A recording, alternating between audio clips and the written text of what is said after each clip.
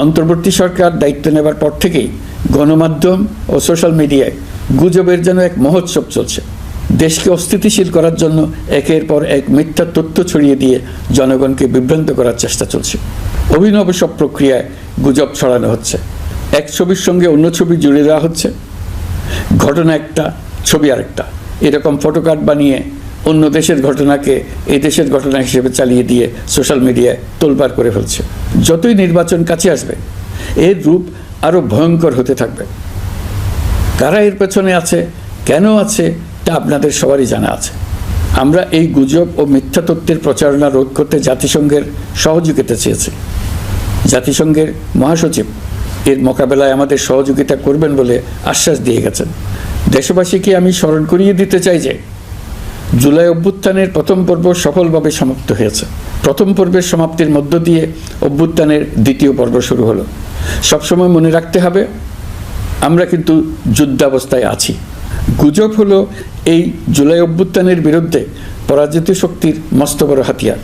গুজব দেখলেই গুজবের সূত্রের সন্ধান করতে থাকবেন, গুজবকে অবহেলা করবেন না।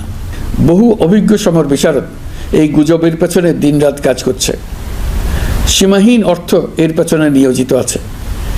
এর মূল লক্ষ্য জুলাই অভ্যুত্থানকে ব্যর্থ করা। আমরা তাকে ব্যর্থ হতে দেব না। আমাদের সামগ্রিক ঐক্য পলাতক শক্তির গায়ে জ্বালা ধরিয়ে দিচ্ছে। তারা এই ঐক্য ভাঙতে চায়। তাদের অভিনব কৌশল আপনি টেরই পাবেন না, আপনি বুঝতেই পারছেন না কখন তাদের খেলায় আপনি পুতুল হয়ে গেছেন। আমাদের সচেতনতা এবং সামগ্রিক ঐক্য দিয়েই এই গুজবকে রুখতে হবে। পলাতক অপশক্তির ষড়যন্ত্রকে ব্যর্থ করে দিতে হবে। প্রিয় দেশবাসী, আপনারা জানেন ইতিমধ্যে জাতীয় ঐকমত্য কমিশন তাদের কাজ শুরু করেছে।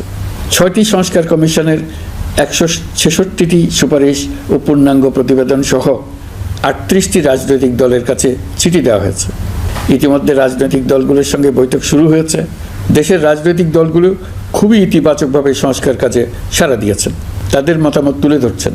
কোন রাজনৈতিক দল কোন কোন সংস্কার প্রস্তাবে একমত হয়েছেন, কোনটিতে দ্বিমত হয়েছেন, সেসব তারা জানাচ্ছেন।